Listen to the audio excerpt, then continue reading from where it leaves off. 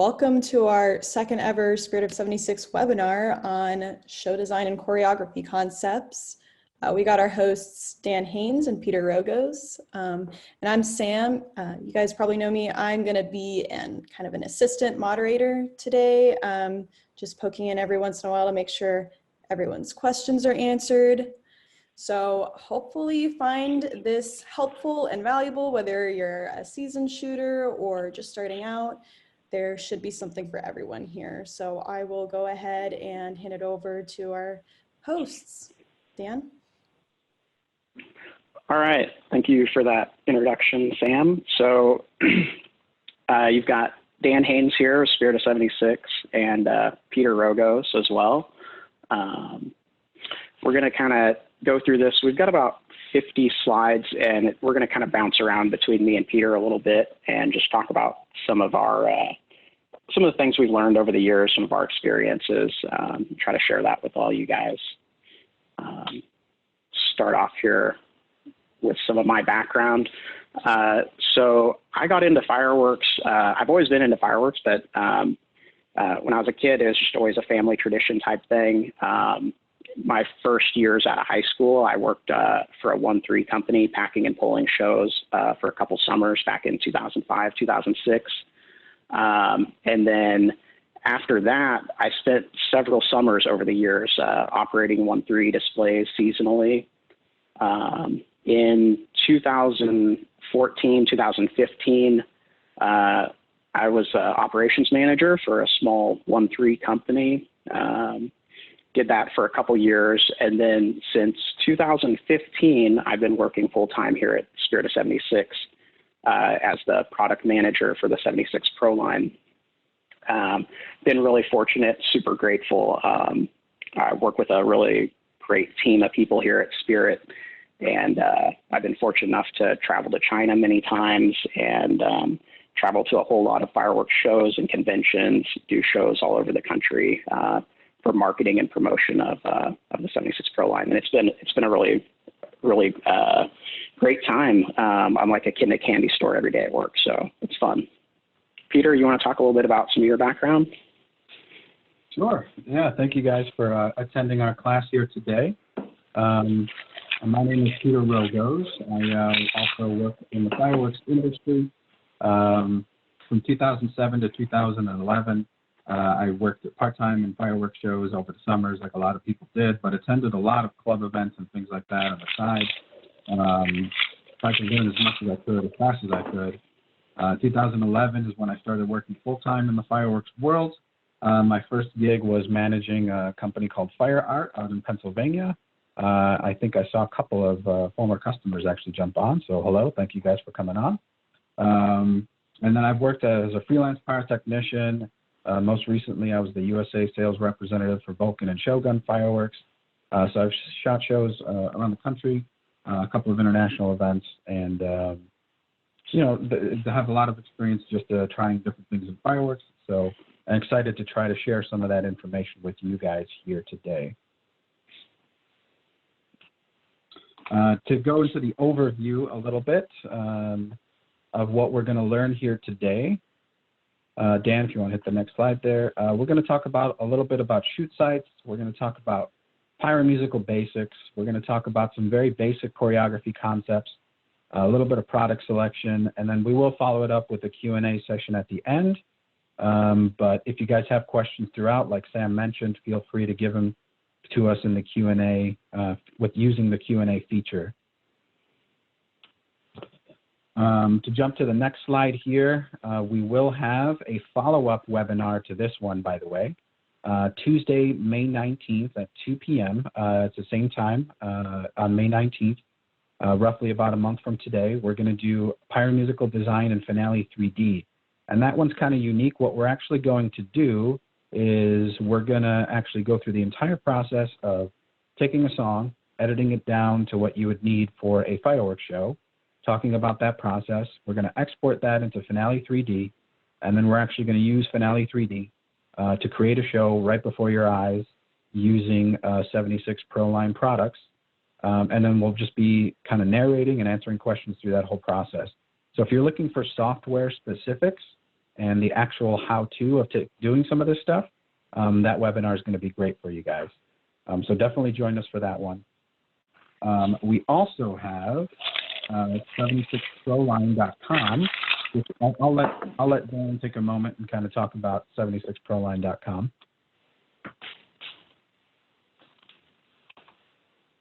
Yeah, so we launched this last year as sort of a sister site to 76fireworks.com. And what it is it's a landing page for anything and everything 76 ProLine related. So if you go there, you can find product lists, videos. We're also posting a bunch of display resources, photographs of different fireworks setups, blog posts. We've got VDL files. If you're using the old Finale 2D, you can import our catalog with some of those files, things like that. Anything that we can put out that would help help a new person getting into it is what we're doing on there. There's actually show files for probably about 20 different fireworks shows that we've shot over the last 5 years or so too. So if you want to go in and look at some of the shows we've done, you can actually see all the audio cuts and all the finale files or different reports that were generated to shoot those shows, site layouts, all that type of stuff. So definitely, if you haven't seen it yet, check it out at 76proline.com. And then moving on, I did want to mention a couple of disclaimers to you guys about the class. Number one, as is anything in the fireworks world, always make safety the top priority. Whenever you're trying new stuff or trying to be creative, just make sure you're doing it in a safe way. That might mean testing it beforehand to make sure that you're doing it the right way. And just being smart about things that you try with fireworks. Keep in mind also, guys, fireworks design is a subjective art form. What we're telling you here today are suggestions and recommendations based on what's worked best for us in the past. This is by no means the absolute rule book or anything like that of show design. I always recommend you be creative and have fun with fireworks. Try new things, experiment. We just find that the stuff in this presentation tends to work pretty well. So kind of follow some of these steps and help improve your show a little bit. Moving on to the next slide, we're going to talk a little bit about the fundamentals of show design. Number one, I always recommend you learn the language of fireworks before you get into it too much. It's important to use the proper terminology to be able to communicate with whoever you're working with or with your vendors and to know what's going on. So I recommend if you're not super familiar with fireworks effects and device types, jump onto the APA glossary of terms. APA is the American Pyrotechnics Association. They publish the glossary that they use for all their documents, including 87-1.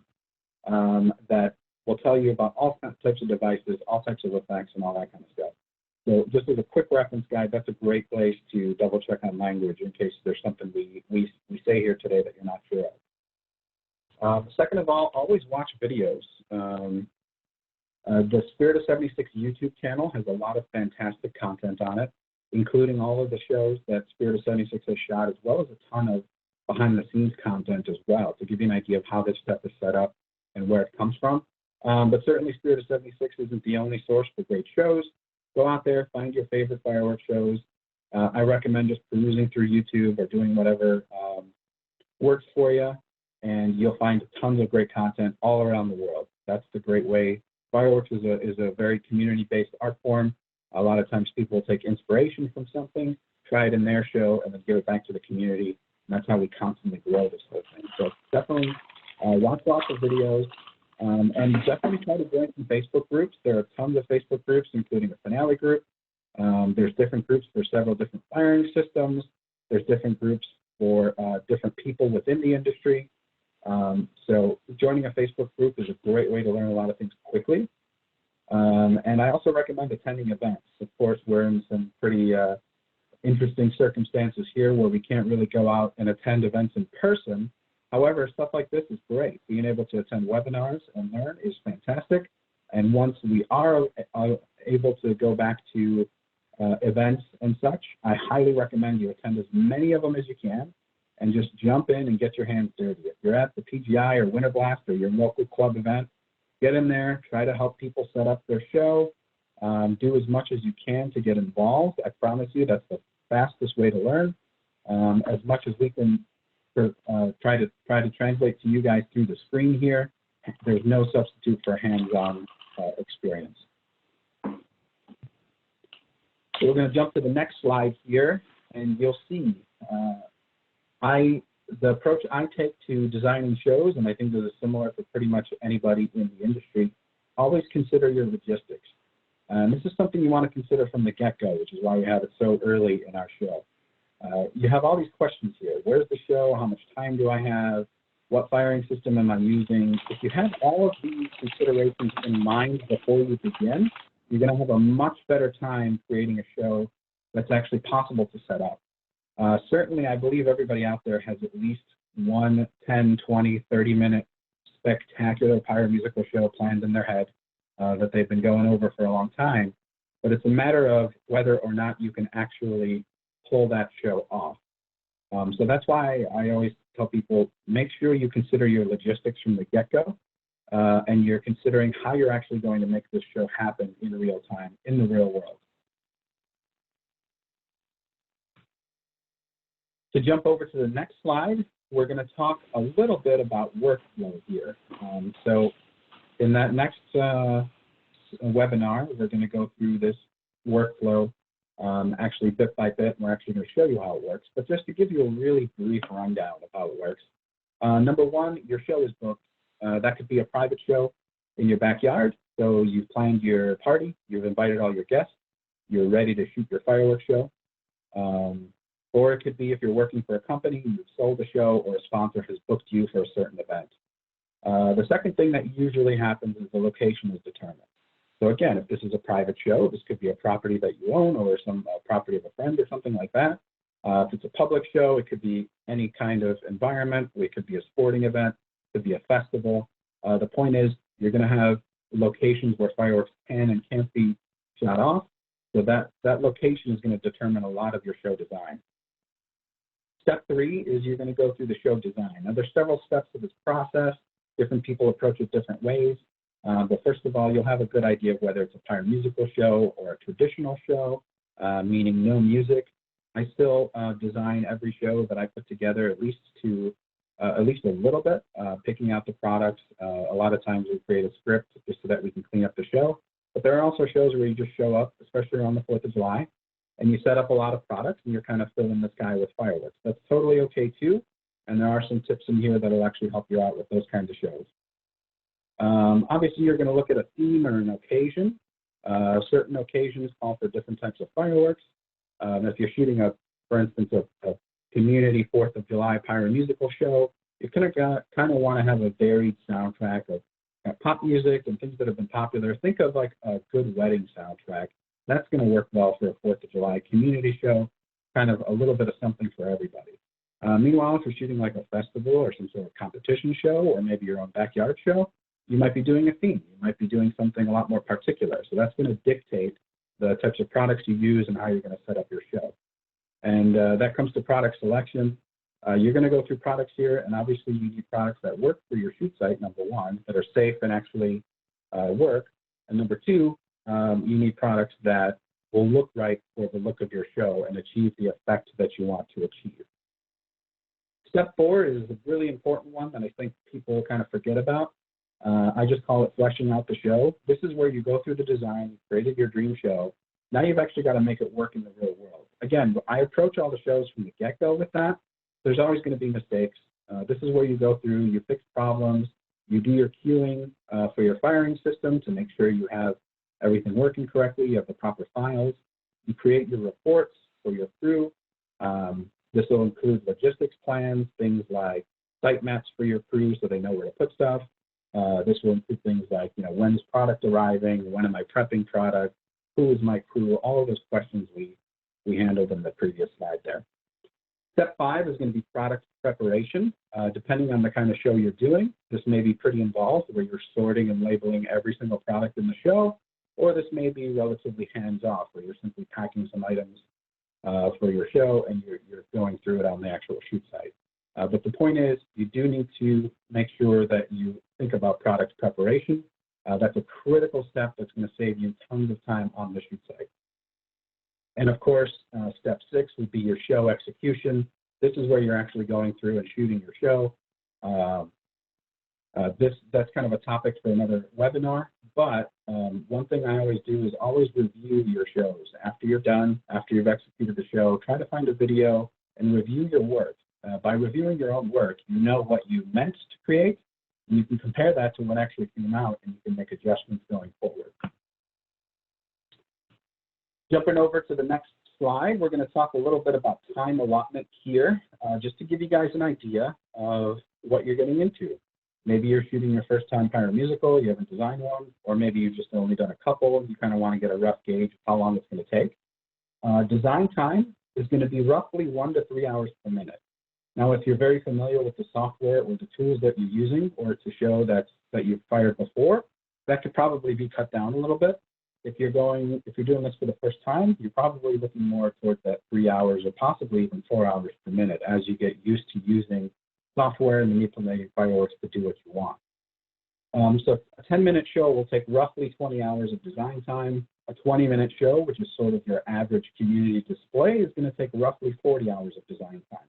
Now keep in mind that's for an original show. Again, if we're reusing segments from shows, or if it's a shoot site or something that we're very familiar with, you might be able to cut that down a little bit. Prep time is one that is often underestimated as well.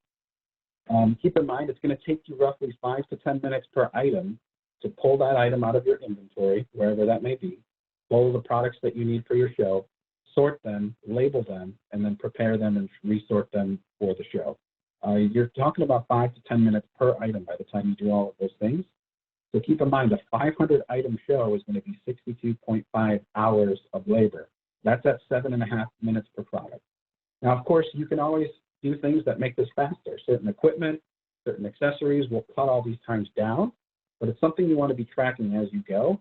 So as you design your show, keep track of how long it took you. As you prep your show, keep track of how long it took you. You constantly adjust to those times. And then the actual setup time, this could be a single-day setup or a multi-day setup, depending on the size of your show. The actual setup day of has a lot to do with weather, location, who your crew is, the logistics of how you're getting products there or where they need to go. That's going to be affected a lot by all of these different things. You definitely, if in doubt, definitely overbook yourself on crew. Try to get as much help as possible. It's a lot easier to send somebody home if you need to than it is to be desperately trying to plug in your last fuse and test your show just before showtime. I think it's a position we've all been in, but it's one that's very uncomfortable and you don't want to be there if you can avoid it. One thing to keep in mind about weather as well. If you're on a shoot site and you've got a rainy day, automatically factor for at least 25% more setup time. It's going to take you longer to pull products out. You're going to have to be working out under cover or canopies of some kind. You're going to have to bag all of your items or cover them in plastic. That's going to add at least 25% more time to your setup, if not possibly even double the setup time. So that's something to keep in mind when you're setting up your show. There's this concept of future self I always try to keep in mind. Whenever I'm working on a show design or a show setup or anything like that, I'm always thinking of future self. How is my future self going to be helped by what I'm doing today? Is there something I can do during the choreography time, which is only 20 hours, versus when I have an entire crew of 12 people there? If it's a matter of like, hey, I could have saved a little bit of scab wire by going back and moving a cue or something like that, you want to do as much of that work from the comfort of your computer before you're on the shoot site as possible. It's going to save you so much time and trouble in the future. The next slide here, we're going to talk about site layout a little bit. So you want to consider your location. You want to see how much space is available, where are the spectators located, what kind of products can I safely use, and how will I access the site? That's an important one too. Some sites have difficult access. Say you're shooting in a stadium, you might be on a rooftop or something like that. If you're shooting in a lot of 4th of July environments, communities are growing over time. It's getting harder and harder to find safe shoot sites. So it just may be challenging to get to where you're going. Certainly water shows add a lot to logistics. If you're shooting off of a barge or platform of any kind, you have a lot of extra load in and load out time with all that equipment.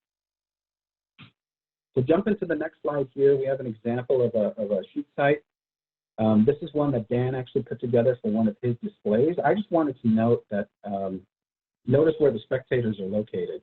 While there is a large wide front here where you can do some design stuff, it looks like there's going to be a significant number of spectators off to the side of the show.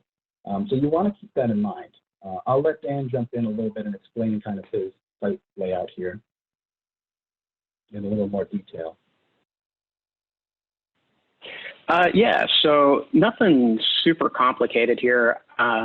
This is a pretty basic show, but like Peter said, it does highlight how spectators could be on the side of a show rather than directly in front. Important stuff to put on a site layout just for a regulatory perspective is you want to clearly identify the discharge site where the fireworks are shooting from, the fallout area, your secured radius, how much safety distance you have. In Missouri, the fire marshal here, he likes to see where the fire extinguishers are going to be. So we put a note on for fire extinguishers. And then the thing that I think a lot of people might skip over or miss a lot is what are you going to use for crowd control? So this particular show, I typically like to have the sponsor in charge of crowd control. And so I told them, I put on out here a clear line. Here's where the caution police tape needs to be. And I said, hey, you got to put caution or police tape up to keep people back. So it's all clearly defined and laid out, and everybody's on the same page going into the show.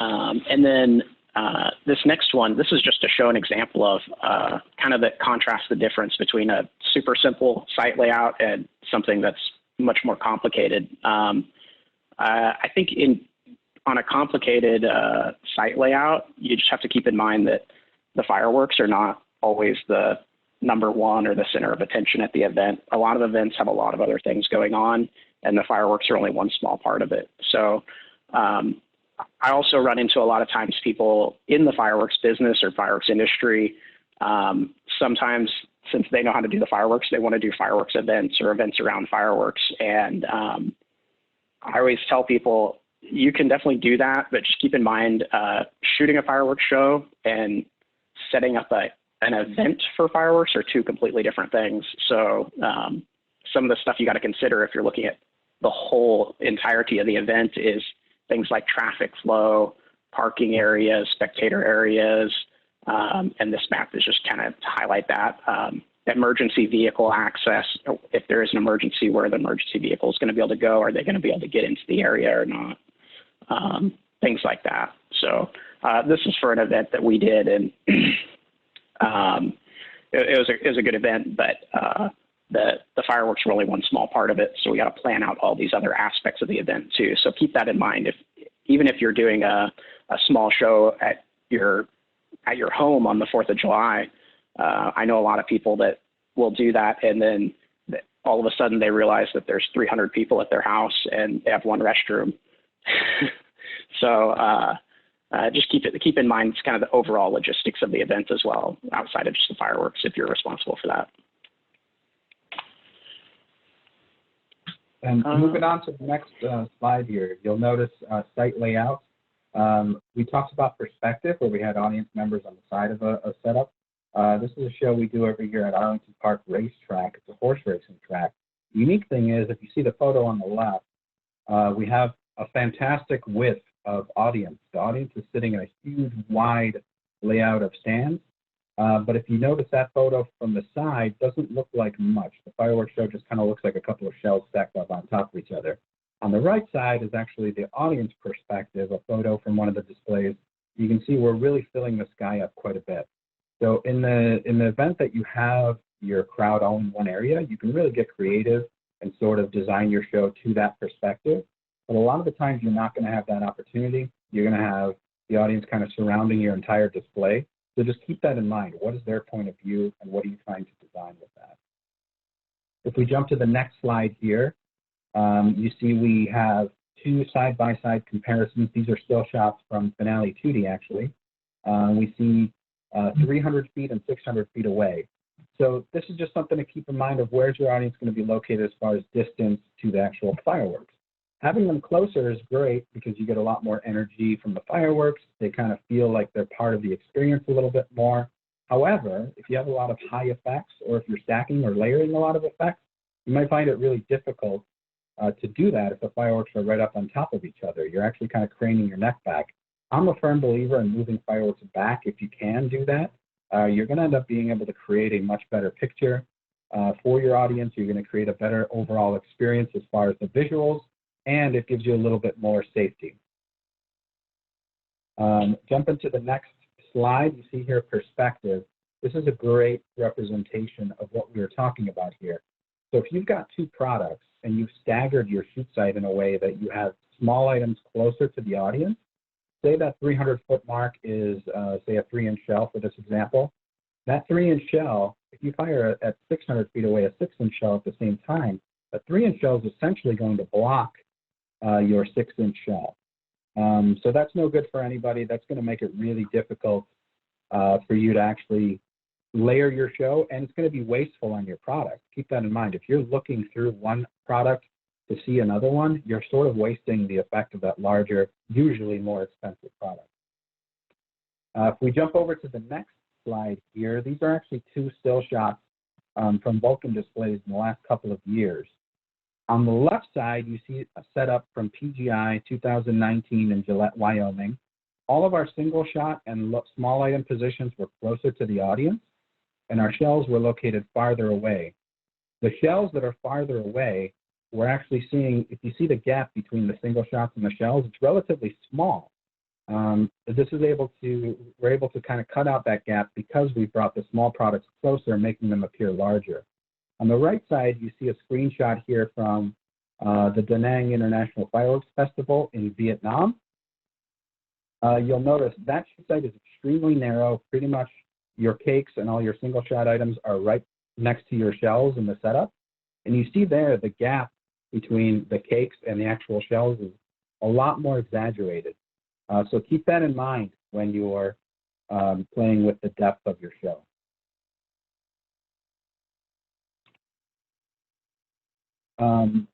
Jump into the next slide here is just a still shot from a wedding show I did a couple of years ago. By using your shoot site creatively, by filling it out as much as you can. We were shooting on a fairway here, which is a relatively narrow shoot site. However, we were able to put in a couple of different positions, and by doing so, we've really made a massive impact. So this ended up being the shot of the entire wedding. This ended up being the thank you card for the bride and groom. So it's a great example of how by manipulating your shoot site a little bit and really using it to get the most out of it, you can get a huge impact.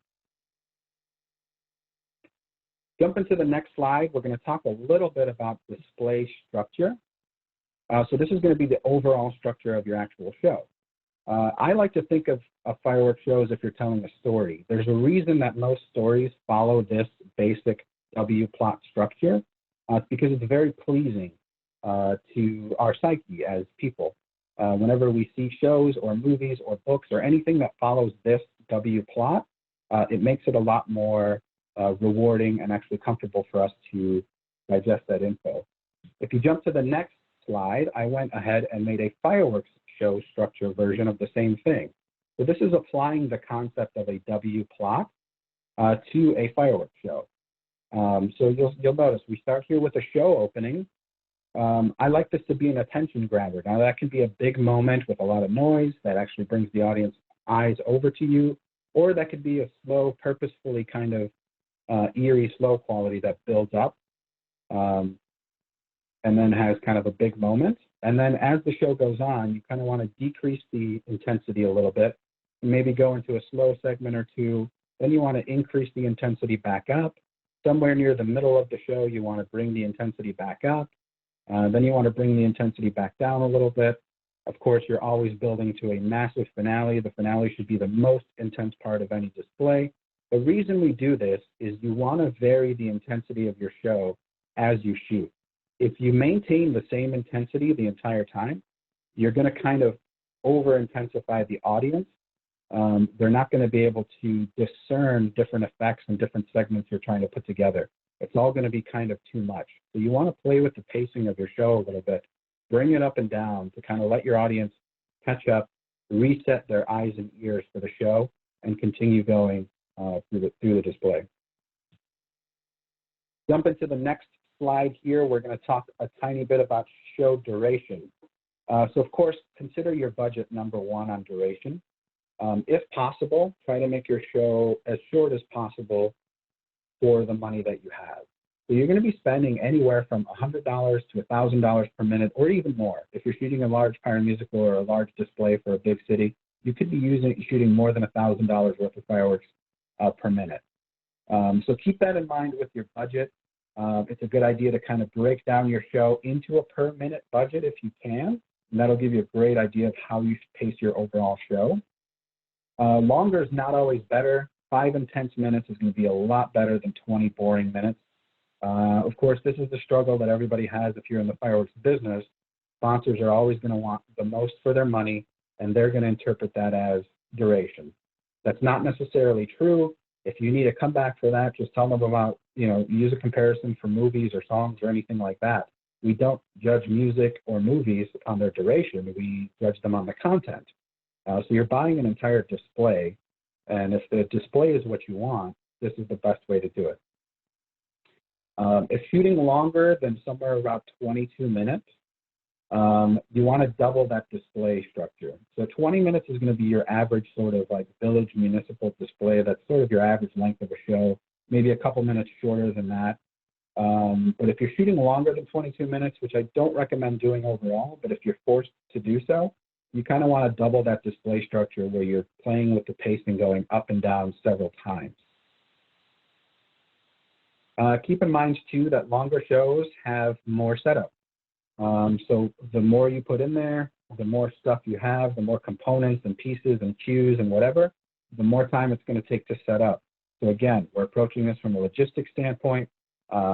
We all have those amazing shows with tight choreography and perfect products in our heads, but it's a matter of whether or not that's actually possible to set up in the real world.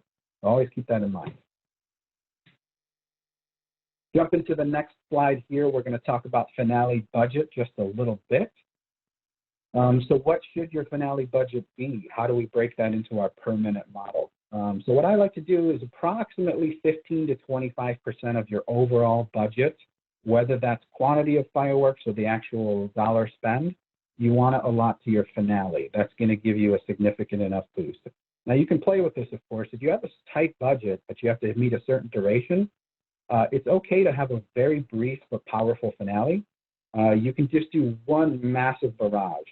The only rule with the finale is that it always has to build an intensity, and it has to be the most intense moment in the show to make it a very clear exclamation point. It's always an awkward moment where a show ends and there's kind of silence for a little while before anybody starts clapping because they're not sure if that's the end.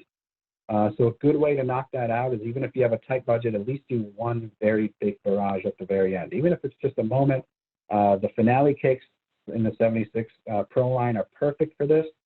They're going to fire up the products extremely quickly and just fill the sky for you. And as far as overall duration of a finale, 30 seconds to 2 minutes is plenty. If you're drawing out a finale longer than 2 minutes, that's probably a very large show, which is okay, but just always build that intensity as you choose. We're going to jump back over to music selection for those that are looking at Pyromusical design. I'm going to let Dan take over for this section for a little bit here. Yeah, so this is always a very common question that people ask is, what makes good music? And the short and quick answer is there is no right answer. So whatever, if you're doing your own show, whatever you like for your own show, that's fine. If you're doing a show for a customer, obviously you need to take into consideration the audience and the spectators. That being said, here's some different ideas for which might steer you in one direction or another for what you might like to use. In general, I like using very exciting and celebratory music with more of an upbeat tempo. In general, fireworks are very exciting and celebratory, so having music that matches that makes it really easy to put the two together. Having music with dynamics can really keep people interested when you're looking at, this is specifically when you're looking at scripting the fireworks to the music.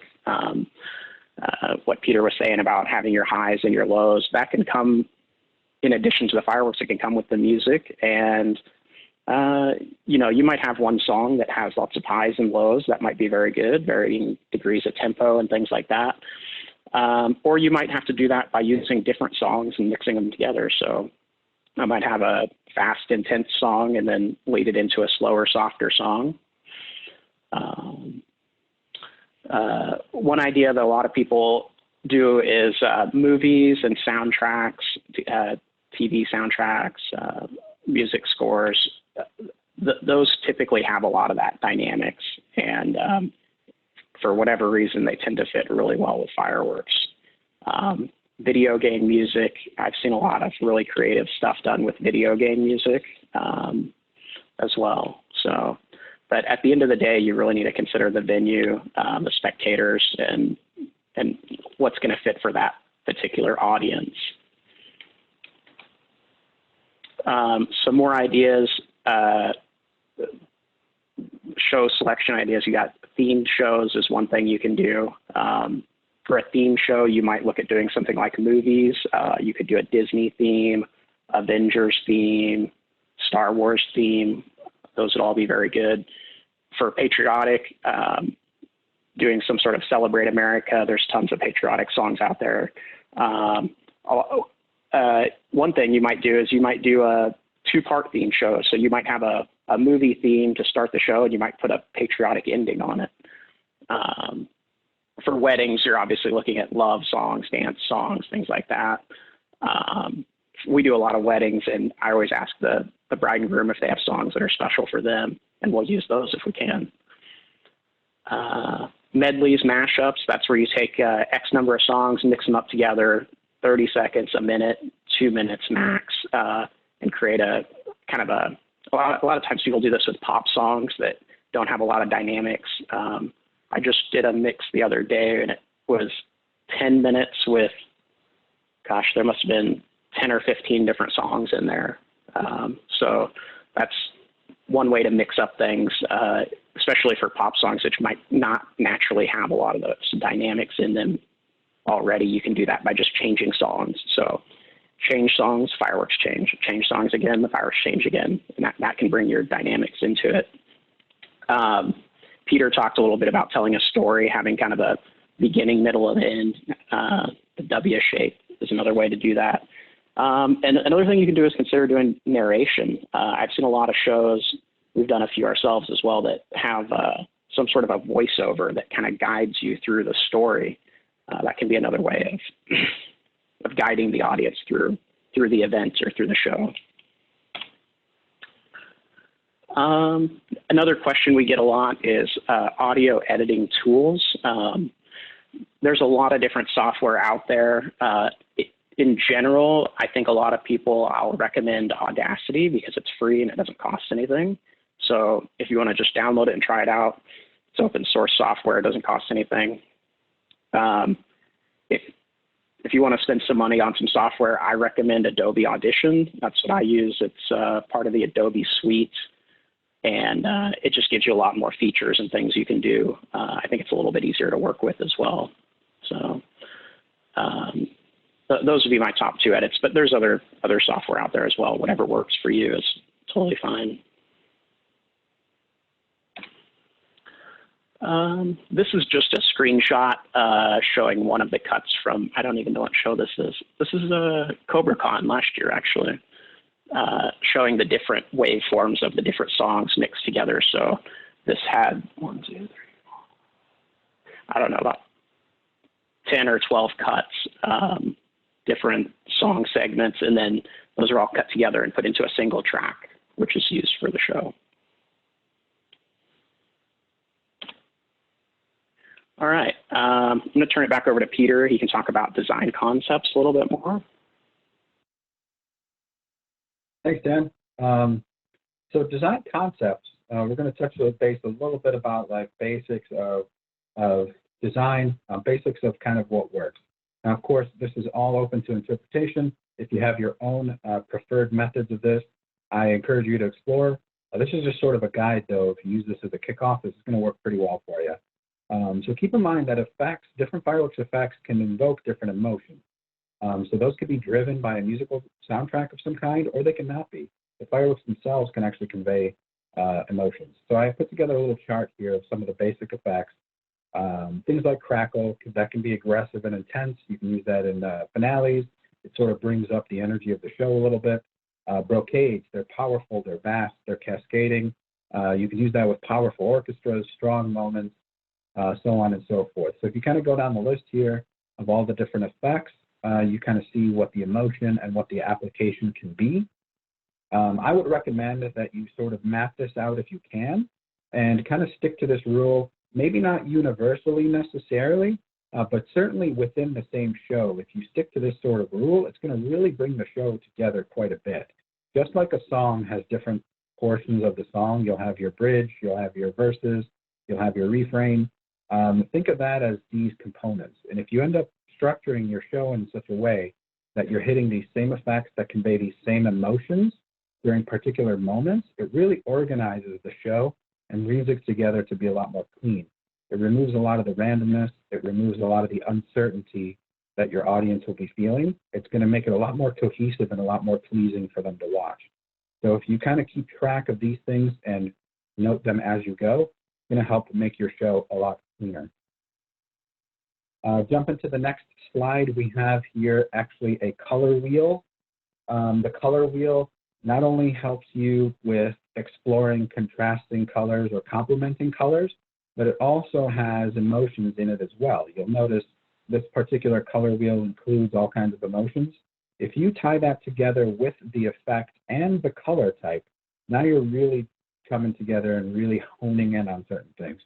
So again, different stuff can be, different fireworks are going to be interpreted differently by everybody. You're more than welcome to create your own guide for this, but if you were to fall back on these, it's going to work pretty well for you.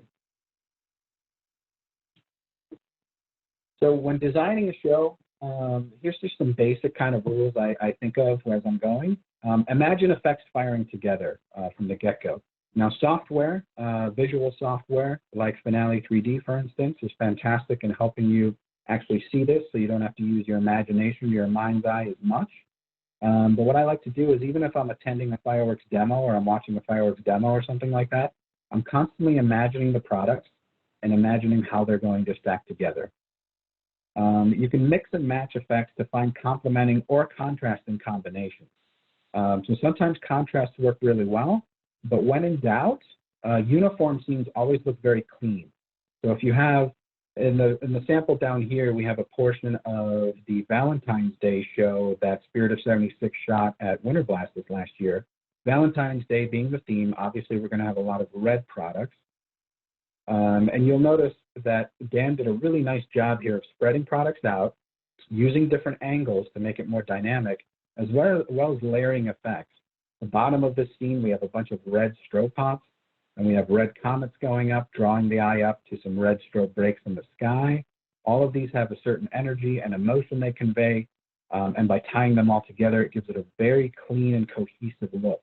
This is going to be a lot more pleasing overall than just kind of randomized effects and colors.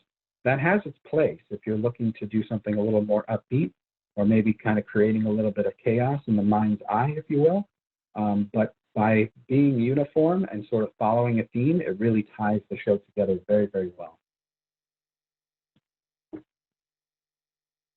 And whenever working on a show, just keep in mind, you want to start small, especially your first time shows. You definitely want to start small. Stay organized. It's going to be a lot more work, and it's going to be a lot more than you realize, especially when you're new to the process. Even very seasoned pyros that are shooting large international shows or competition shows, even they're pushing it to the limit as much as they can very often. And they're kind of setting up a show that they know that they can set up, but it's usually a push to get it done, to try something new. So certainly, as a first-timer or a beginner, it's okay to start small. Don't go out and shoot your dream show right off the bat. Pick a song, maybe 2 songs, put those together, make that your kind of first steps. And with software like Finale 3D, you can actually create a show and watch the simulation of the show without ever having to worry about actually shooting real-world fireworks or taking the time to do all that. You can really hone in the show. Definitely stay organized as much as you can. take notes as you're shooting your show, keep track of products that you're doing, keep track of trends, keep track of timing with different products, keep track of how you've done edits. The more you keep track of and the more you stay organized, the easier it's going to be next time, because you're going to have all this reference for stuff that you've done in the past. Definitely be creative. Again, everything we're teaching here is pretty subjective. You can totally do your own thing if you want. There's tons of different styles and displays out there. There's tons of people shooting fireworks shows around the world that have a unique presentation to them. And definitely you kind of want to, eventually you'll sort of figure out what your style is and you'll start kind of shooting towards that. Once that happens, you're going to find that these shows come together a lot more. But remember this, no show is ever 100% perfect. I've never heard of a show being 100% perfect. Even if every single E-match is connected perfectly and every single igniter goes off and every single product somehow gets into the air, there's going to be some shell that was mislabeled or something. You're going to have 5 green ones and 1 purple one in the corner, or something's going to be flipped the wrong way. One angle will go off the wrong direction. You're going to see this as the designer, and it's going to be the only moment you remember from the show. Let it go. I promise you, everybody really enjoyed the show. Probably most people did not see it, except your pyro friends maybe will notice it. But even they don't care because they know, like, there's no such thing as a perfect show. There's no such thing as a perfect movie or television show. And we're talking about manipulating explosives to try to get them to explode at the time we want them to explode. There's going to be a margin of error here. It's okay. Learn from those mistakes. Move on. Always have a backup plan. Nothing's ever going to be perfect. Stuff's going to be sold out. It's going to be rainy. Something's going to get messed up. Don't worry. Roll with the changes. Take notes. Move on to the next show. Next, we're going to jump over to product selection here. I'm going to let Dan kind of take over for this category. I just threw up a photo of Joe Dirt, a classic quote I think most pyros really like. Kind of gets you into the mode of thinking about fireworks products. Yeah, this is the fun stuff, the fireworks, the whisker do's, whisker don'ts, all that. So I'm going to I'll buzz through the different categories, and I'll just toss out a few different comments on each one. It looks like we got, we're going to stick strictly to ProLine 1.4 categories for this. 200 gram to 500 gram cakes. Just kind of disclaimer for these, always double check, triple check the durations. For musical shows or automatic firing especially. We try to update videos. I think we update videos is quite a lot. So the website 76fireworks.com is a really good resource for this. But if in doubt, or if it's really critical, I know a lot of people that'll take one piece and test it as well, just to check, because things can vary a little bit from production year to production year. You can also check I know a lot of people check the date codes on the cartons as well. So I'll do this sometimes if I'm doing a scene and I notice I've got 2 different production years. I'll put all the same production year in one show. That way there's no chance of any variance. And when in doubt, just testing. With automatic firing or pyromusicals, you do want to be really careful with how you're using cakes, because that can vary a little bit. It is hard to get really precise timing on those. So a lot of times what I'll do with a scene is I'll never rely on strictly one cake to be firing to have something in the air. And another thing I'll do is I'll try to bookend that with other effects. So I might have a big cake scene, but before the cake scene and after the cake scene, I might have some single shot devices or some slices and sweeps that can kind of bookend that cake item. And that'll help out with the flow of the show, especially if one cake runs short or something like that. For 500 gram cakes, this is a very general configuration kind of duration chart, but the way consumer fireworks are manufactured, you can almost interpret the durations based on the number of shots and the caliber of the shots. It's not 100% true all the time, but over the years, I've been to countless demos, demoed thousands and thousands of fireworks. And what happens is over time, you start to notice these trends. And so this is just kind of my really rough breakdown of that trend. So 9-shot, we're talking about a 9-shot rack, sometimes called the NOAB. It's a 2.5-inch shell, essentially. Those are going to run 25 to 27 seconds almost every time. There might be some variants. Sometimes you'll get one without a finale row that'll go up to 33 seconds or so. It's like your wacky tobacco, yin yang, red riff, things like that. 12-shot 2-inch cakes, roughly 33 seconds, plus or minus 5 seconds on those. It's things like Super Stunt, Bacon Blaster, all the 12-shot Dahlia cakes on the Pro line. They're all going to fit right around that duration. 25-shot fan cakes, that's a 5x5 row. This is a really common configuration, right around 20 seconds for those. 36-shot cakes, 35 to 45 seconds. That's kind of like your Blonde Joke, Big Bomb Box, things like that. An exception to this, an example of that is like the Pro line 36-shot cakes. Those are 25 seconds. But on the consumer side, typically when you start getting that highest shot count, it's a longer duration cake. 49-shot, same thing. It goes up in duration, 45, 55 seconds.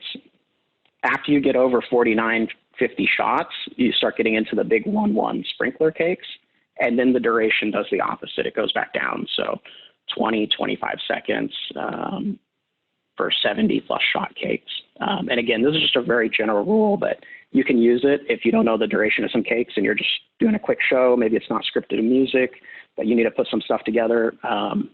You can do it without even knowing the durations, just based off the shot count. And then 60-gram canister shells, that's 1.75 inch. Talk about some of the pros and cons with these. I don't actually use these in shows that we do. I feel like it's a lot of labor and time to set up. Typically, you got to fuse them or single ignite them. Some people will use them. The pros to them is it's very inexpensive. It's much cheaper to shoot shells than cakes because you're not paying for the tubes. And they're really good at filling kind of the main body of a show. So you can fill a lot of time for not a lot of money. Some of the cons is it requires racks. It's difficult to be really precise with them unless you go into the, say, the lift charge because you are dealing with that visco fuse to start those up. And for the canister shells particularly, you don't get that really nice symmetrical break. So you just kind of want to consider those things when you're looking at canister shells. The alternative to that would be these 60mm preloaded shells. So these are going to have very precise timing, very symmetrical breaks. So if I need a single shot device in a show, I'll typically steer towards using these instead. It is a little bit more expensive. It's still going to eat up cues. You got to have a special rack. Or if you're a 1.3 guy, you can drop these in 3-inch guns. It's going to be more expensive than doing the 60-gram canister shells as well. Comets and mines. Pros for these, we're talking about the single shot comets and mines. It's very low cost. You get very precise timing and control. So we use these a lot when we want to get very precise hits on things. We want to put a nice comet scene together. They're relatively quick to set up too, especially it does require some special hardware. So that's one of the cons. It takes a lot of time to set up unless you have kind of specialized hardware. One of the things we've done on the Pro line is we've kind of created some tools to make it a little bit easier to set these up. So if you're using like a Pyrollama rack, for example, or a 76 slider, we had a custom part made that fits the base of it called a 76 holder. You can pop these down and install them without any zip ties. And it's very quick and it doesn't require any special tools or tape. So that's one thing you might want to look at if you're looking at doing single shot comets and mines. Slices and sweeps. Those are my favorite product category, probably on the entire Pro line. So the pros are you can combine several together to kind of make a 1-3 performance or effect. It's what I tell people is it's almost like taking a 1-3 cake and dividing it up into rows and just shooting it one row at a time. So take 10 of these, put them together. It's basically essentially the same as a 1-3 cake. A lot of them have different firing, fusing options. So you can see that in the diagram to the right. Depending on how you match it and port it, put it out in the field, you can get different effects in the sky, which can be really fun to play around with. We'll do that a lot in our scripted shows where we'll do sweeps to kind of open. So we'll open the field, and it's kind of like almost doing a curtain call. If in the theater you'd open the curtains, we'll use the sweeps to open the curtains to the show, and then at the end of the show, we'll use the sweeps to close the curtains on the show. The other advantage to these is it's a lot cheaper than shooting single shots. So you have one E match, one cue, plug that in, and you've got a whole sweep of effects, versus if you're using single shots, it might be 7 or 8 E matches. It takes up cues, it takes up time. The downside is it's not quite as precise. So if you really need the precision for every single shot of the sweep, you want to go with the single shots. But in most cases, it's not that critical. The fan sweep, super sweep will be fine.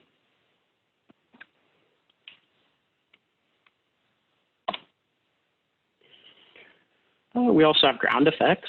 So we use these in a lot of, especially in the all 1-4 shows. One of the things that you don't have that you're a little bit limited on, if you're used to doing 1-3, is you don't have those nice long hanging brocade horsetails or falling leaf shells that you can put some of those long duration shells up for a nice slow segment. So a lot of times, if there's a slow segment, I might use a whole scene of flames on the ground or a big row of gerbs to get me through on a musical show that slow calming segment. So this can be a substitute for those in some ways. They're very good to break up the monotony of shells as well.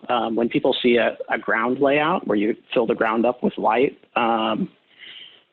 it's something different that a lot of people aren't used to seeing that. So it can really break up the monotony of everything going off in the air. Fountains, we have a lot of stuff. There's like lava drops, multi-effect fountains, crackle, things like that. You can get really creative. You can put some things up closer to the spectators if you have a site that allows you to put some fountains up closer, and that can be a really unique effect that people aren't maybe expecting. Maybe they've never seen that before if they're used to watching a 1-3 show that you would never really typically use fountains in. Strobe, same thing. Great way to illuminate the ground level.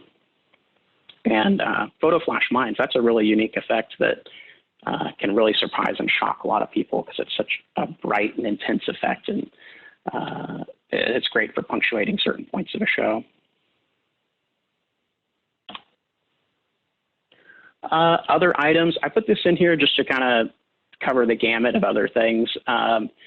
There's a lot of daytime effects. You can get streamer cakes, smoke cakes. We carry these on the Pro line. We actually just added water cakes, which I think are going on they'll be in before the 4th. So we have 2 new water cakes coming in. Different ways of being creative with your show outside of the normal standard product categories. Roman candles, candle barrages, doing stuff like that. If you're selling shows, these can be really good upsells for a wedding. So you might do a wedding fireworks show and then offer them something like sparklers or sky lanterns as sort of an add-on sale. Firecrackers could be good, especially for Chinese New Year celebrations. I've never seen any. I've never used stick rockets or smoke bombs, but I think it would be cool to just do something crazy or creative with different types of effects. So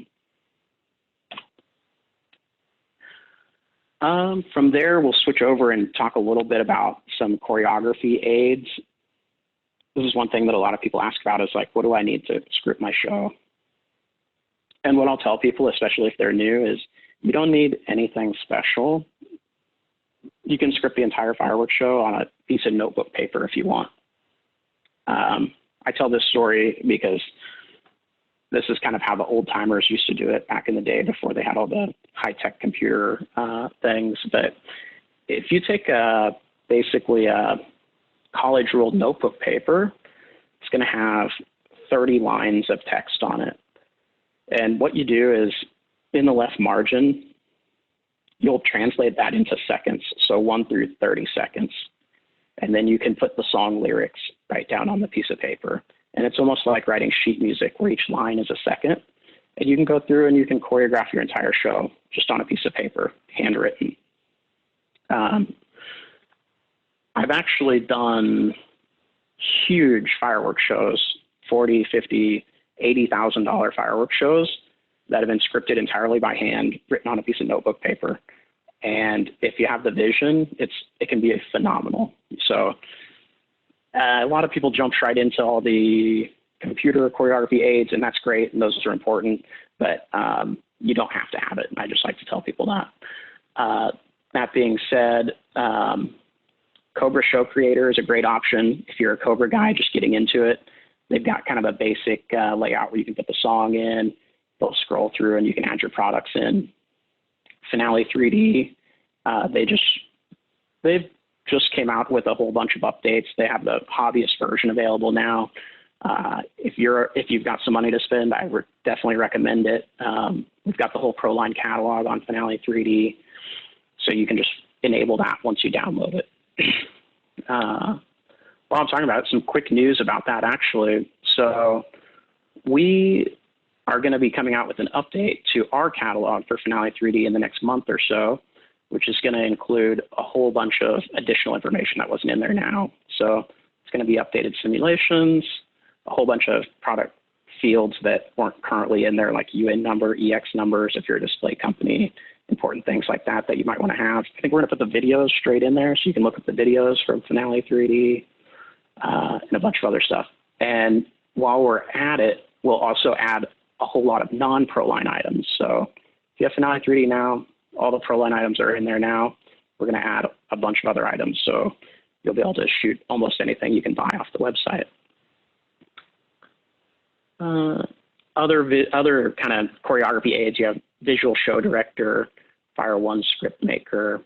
I don't have particular experience with those. I think, Peter, did you use Show Director before? I actually used to use ShowSim until recently. I've tried with choreography software. Obviously, they can be pretty costly, so if there's a trial available, definitely try it. But visualizing fireworks is one thing, and it is useful, but no visualization will be exactly correct. What I tend to really use it for is tight timing on certain sequences and such. If you have a lot of single shots, mines, comets, stuff that needs to be pretty tight, I like to double check that in choreography. If you have a 30-second cake that's kind of doing the same effect, it's not critical that the simulation is perfect. You can have an idea of what that's going to do, but you can map out like your angles and your different sequences of single shots and more complex scenes. The biggest thing, though, the reason I really enjoy Finale 3D, and this isn't like a sponsorship or anything like that, I really like Finale 3D because they have so many tools in the choreography process that save you time. Now, you saw that the first page we were talking about design time, that's anywhere from 1 to 3 hours per minute. When I was using ShowSim, I was consistently at about 2 hours per minute of show, meaning a 20-minute display took roughly 40 hours or 1 work week to complete. With Finale 3D, I was able to knock that down 25 to 50% and create original pyromusicals that have a lot of single shot sequences stuff a lot faster just by using the tools and stuff that are in there, plus all their tools for reports, things like labeling, things like organizing your shoot site.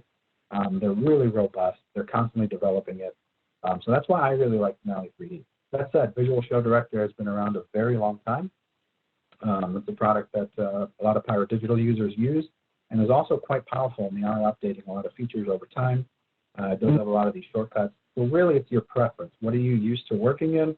What's going to give you the best results as fast as possible? For me, personally, that's Finale 3D, but that might be anything for you. That could be an Excel spreadsheet. That could be different software. It's really up to you. I recommend trying them if you can. Yeah, no, that's great. And I'll just add, if you're new at getting into it, don't be overwhelmed the first time, because what I see happens is it's like anything else. There's a learning curve to it. So the first couple shows that you get in and script with some new software, some new audio editing tools or things like that, it's going to take you a lot longer to learn the first time or the first few times. But after you do it a couple times, that the time goes down dramatically. So I know when I started playing around with software for the first time, with whether it's audio editing or scripting shows, I can do the same things I was doing when I first started out, like 4 or 5 times as fast, since I have become more practiced at it, more seasoned at it. And there's a lot of great support out there for a lot of these products now, not only from the manufacturers, who obviously will create a manual or a user guide, but there's also a lot of Facebook user groups for a lot of these components, whether it's a firing system or it's a piece of software, it's a piece of equipment, whatever it might be. If you find these, if you kind of search these in Facebook, you'll find that there's usually a group for whatever tool you're using. There certainly is one for Finale 3D. There's one for Pyro Digital users, which has a lot of show director overlap. There's for Pyro 1 users, all kinds of stuff. And the community can usually answer your questions a lot faster than the manufacturer will. And you can get a lot of really good information and learn things very quickly by doing that. So that comes back to the very beginning of this whole presentation. Expose yourself as much as you can to fireworks videos, fireworks content, fireworks communities, whatever it is. The more knowledge you can kind of comb through, the faster you're going to get at doing this. Yeah, so absolutely. That basically wraps up the seminar here. Our last slide, we are going to open it up here to questions. We know we got a couple during the presentation. I know Sam's going to jump on. I did want to announce, don't forget, we do have a follow-up webinar that's happening Friday, May 15th. Now, you don't have to watch this entire webinar. That one is a standalone. However, it will go into the specifics of picking out music. We're actually going to create a Pyromusical in real time. We're going to pick the music. We're going to edit the music. We're going to open it up in Finale 3D.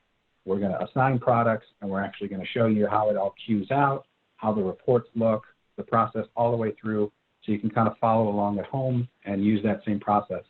Also, that was Tuesday, May 19th is that seminar at 2 p.m. On Friday, May 15th, we will have at 7 p.m. a Spirit of 76 Pro Line virtual demo. So that should be super fun. Come on out and check that out. The virtual demos have been really popular. It's a great way to see the products before you buy. These are all original videos.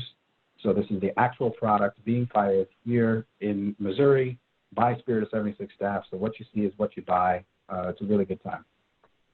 Yeah, we actually have, there's a lot of products that have been coming in over the last couple months while we've been in quarantine. So we're going to get out and shoot all the new stuff that's come in as soon as we can get out of our houses.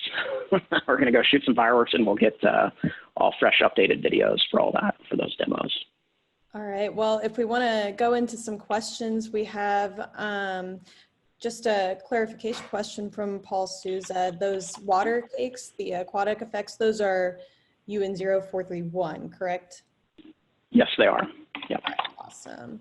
And then we had a question from Mark Wood. Is there a way to get the height and width of an effect like a super slice? I know a lot of our videos kind of estimate the height. Yeah, it's a little bit hard to do the effect sometimes based on the product category, and I'll give you an example why. So the super slice, if it's all mines, which I believe all the super slices currently are all mines, it's probably going to be like around 100 feet left and right. But if you take that same device and put comets in, then it might be more like 300 feet left and right. And we are in the process of updating all of the heights for all of the products.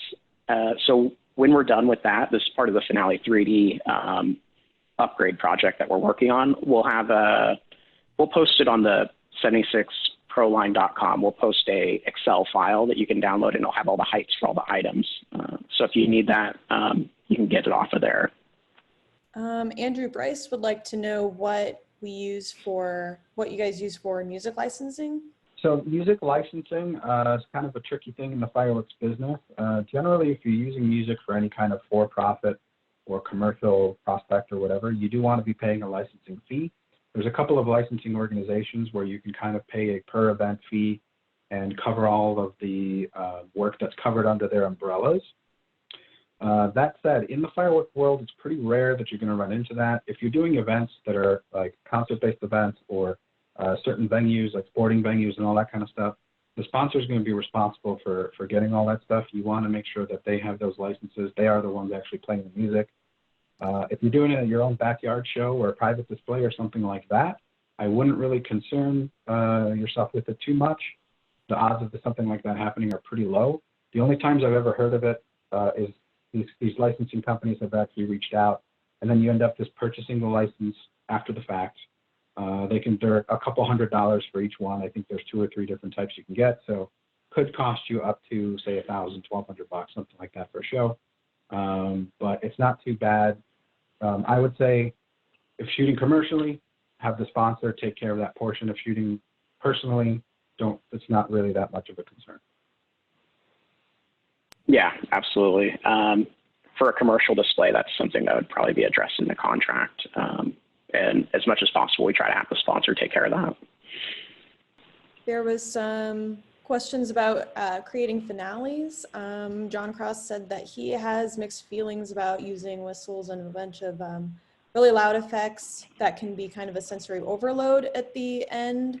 And he is wondering what is the right way to apply effects like these where they add to the finale but don't really overwhelm the audience.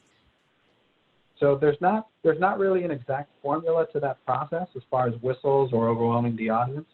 The finale needs to be more intense than the rest of your show was. So if the segment previous to the finale was pretty intense, obviously you need to raise that intensity a little bit. So that's going to be a little bit subjective. That said, when using whistles, I highly recommend, especially if you're using them in a finale, use a product that you know you can control the duration of. Perhaps that's a single shot product that has whistles in it, or like a finale cake that fires off instantaneously.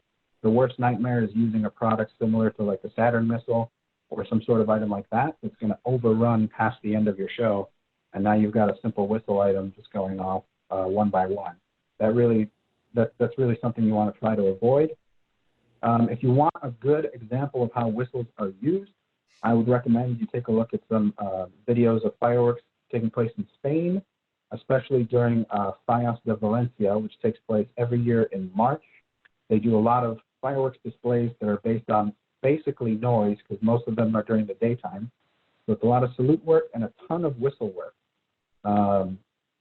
You'll see they have a very interesting way of building rhythms and cadences using the sound of salutes and loud effects as well as whistles. I think that makes it very interesting. So if you can use these products and kind of create a cadence, maybe a final exclamation point, it'll do really well. But yeah, look up videos from companies like Ricasa, that's Ricardo Caballero's company in Spain. A lot of other companies in Spain do this as well as some Italian companies and such. They have really good examples of whistle work.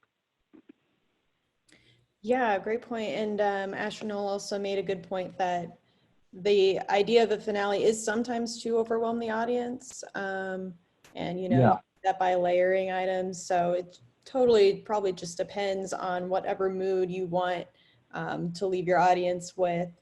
No right answer, always be creative. Yeah, I personally enjoy a very, very, very intense finale that sort of overrides your senses and kind of leaves you breathless for a moment. Even if it's just one fraction of a moment at the very end, I think that's a nice thing to keep people coming away from, and it almost makes your show otherworldly in a way. They'll remember that, and they'll remember that experience.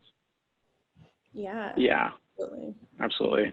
I'm actually a little bit the opposite. I don't care about a crazy finale, but as long as it's like really tight timing at the end and there's a nice little button hit of effects right at the end so people know it's over, like I'm okay with that. But for the general audience, that's usually not the case. Usually you want to listen to Peter have it real intense at the end. Yeah, it'll definitely depend on the scale of the show too, how many people are in your audience if you want to wow an entire crowd. Yeah, for sure. Okay, so we have another question from Ryan Riley Thompson. A lot of us who only shoot a couple shows a year do not use Cobra, but instead still use manually e-fire with the cheap eBay systems. What are your suggestions and advice for people like us that don't have access to computerized controls? You know, you did touch on that with the notebook technique. Mm-hmm. Yeah. I think even if you're not doing a super large amount of choreography or like very precision computer software controlled show design, I think it's important to just do some sort of show design. And I've done that before for small shows where it's literally written on the side of a cardboard box that the fireworks came in, and I just write out the order that I'm going to shoot the things and how many there are going to be out there. So there's definitely hugely different layers of complexity. I've done other shows with, or I've seen other shows where you can use kind of, say you have a small cheap system and it only has maybe 12 cues on it, and you want to do 50 or 60 cakes off those 12 cues. What I see a lot of people do is they'll fuse up the cakes together and break the show into segments that you can control with your firing system. So one cue might hit a pod of 20 cakes, and those are fused together with some delay fuse of some sort. But adding the electronics in, what it does is it gives you more control over the show. So you could fuse the entire show together if you wanted to. I've seen a lot of people that'll do that on the kind of the consumer side of things. And that's okay, but adding in the firing system is going to help you out a lot, because just adding those 12 cues in and breaking up the show will give you more control over it. Yeah. So I was going to say there's no such thing as too much firing system. I would recommend, even if you have to button down, say you need to trade a couple of pieces of files per year to add another module to your firing system or another piece of equipment, that's definitely worth the investment. You will never have enough cues no matter how many you own. It's just not a possibility in the world of fireworks. Everyone's constantly borrowing equipment and getting more stuff to make their shows bigger and bigger.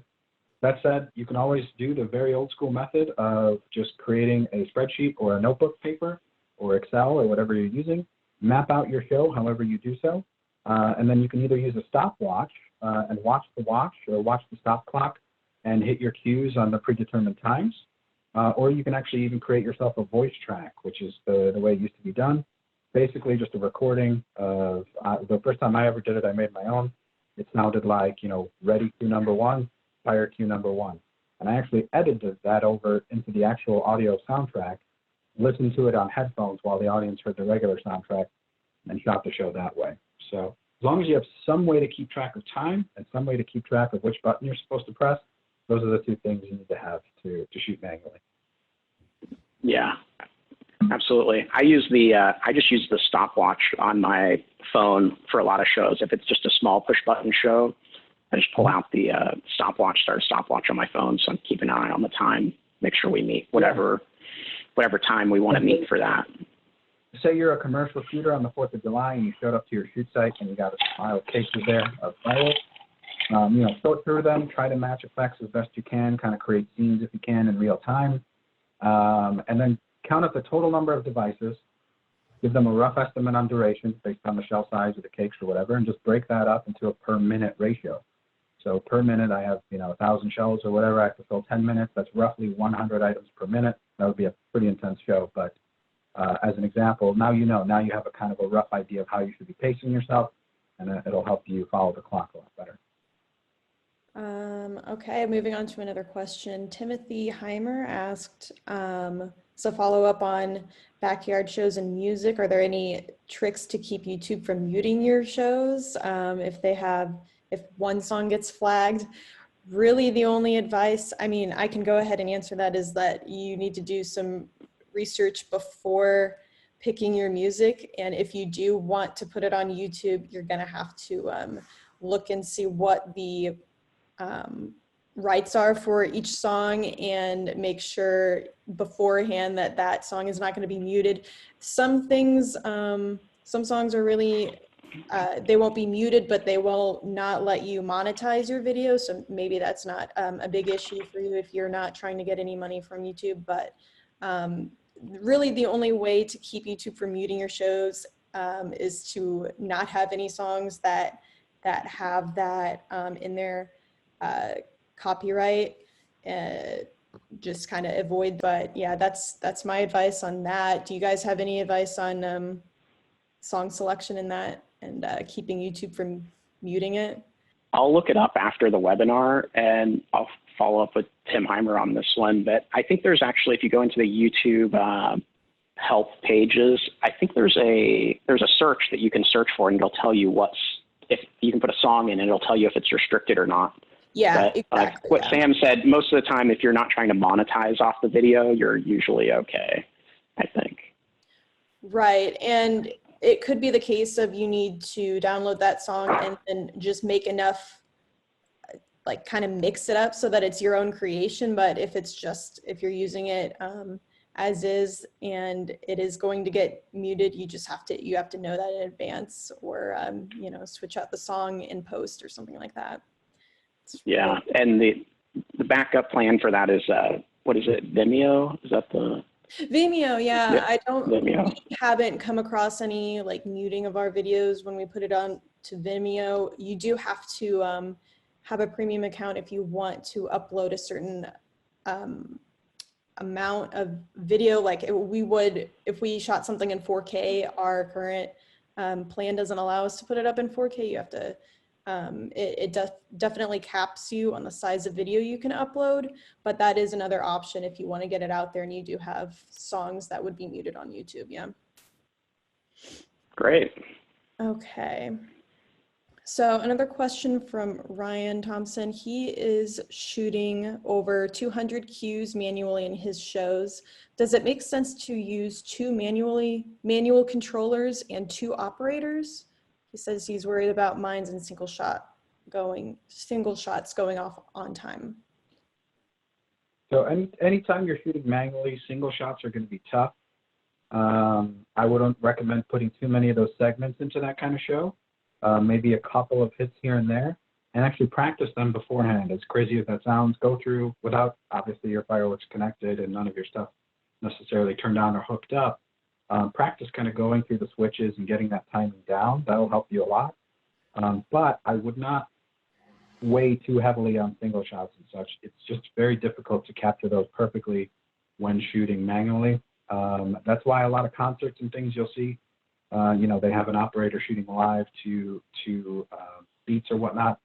They're hitting huge drops, as they say, or big moments with a sequence. Not necessarily very tightly choreographed. It's just kind of a big moment that they can highlight with that. Doing that live is pretty challenging.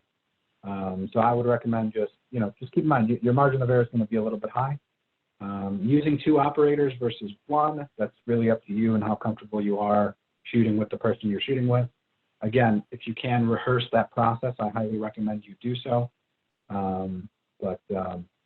Yeah, just don't worry about timing being exactly perfect. And the mind's eye will adjust to most aerial effects anyways. They're gonna kind of hit the beats where they can. Your mind's eye is gonna adjust to that, and it's gonna tighten up that timing more than it'll appear tighter to your audience than it will to you. Yeah, I'll just add to that too. I'm not sure what firing system you're using, but I'll go out on a limb and say that if you're using Cobra, you might consider looking at doing a step script, which is just a way of stepping through all those cues without making too complicated of a script. I've been able to do that for shows that have less than 500 cues relatively quickly, even on site on a shoot site, and just put it together, kind of mix up all my 5s, 4s, 3s, takes, comets into a kind of an order I want them to go. And then all I have to do is press one button to go through the entire show rather than bouncing around through different channels and things like that to get everything shot, which might be what you're doing now. I'm not sure. Yeah, you might look at doing a step script or something similar to that.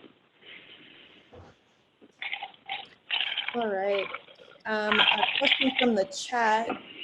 Tony Madrid asked how far someone should place the audience back from consumer fireworks, and if we could talk about that. Yeah, sure.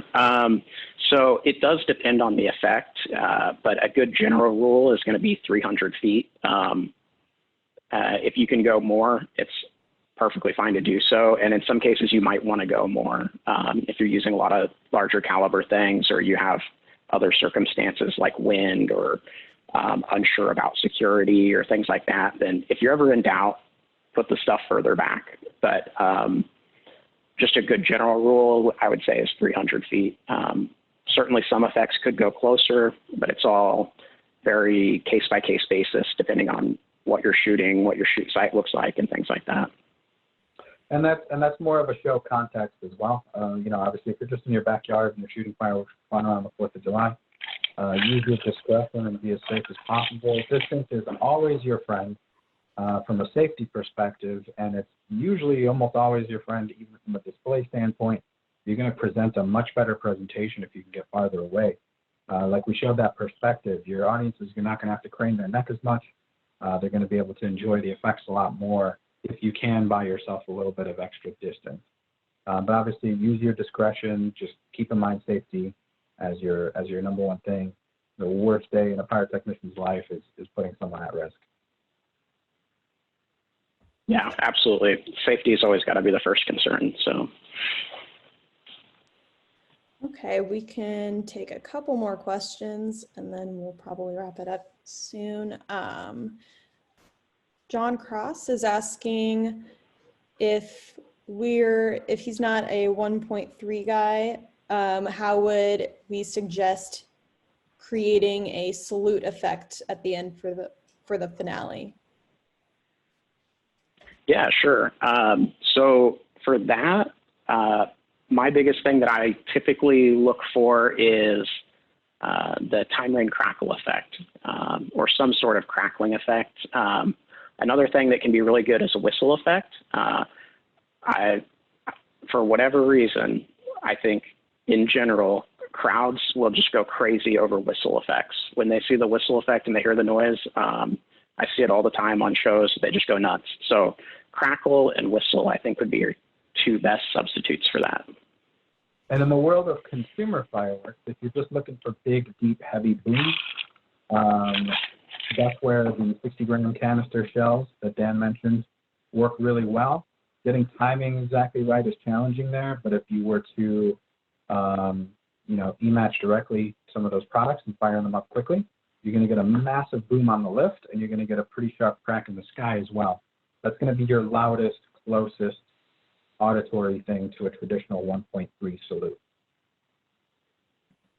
Awesome, yeah. Absolutely.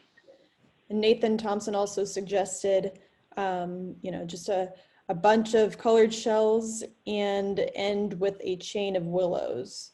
So if you want like a dazzling, softer effect, you can do that as well.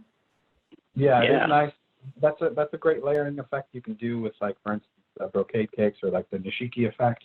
Once your finale sort of finishes, that last barrage, as your finale kind of clears and the smoke clears a little bit, you see this sort of kind of majestic sky full of cascading gold, which is always a nice, pleasing finish.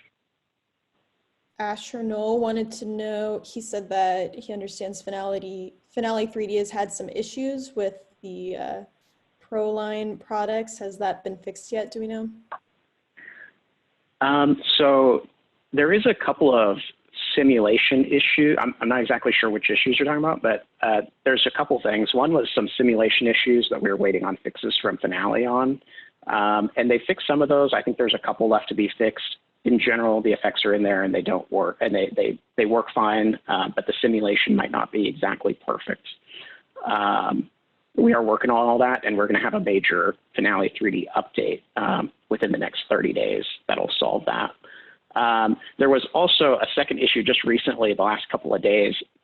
Our catalog was deactivated, totally my fault, I think it was down for like 24 hours, maybe one or two days.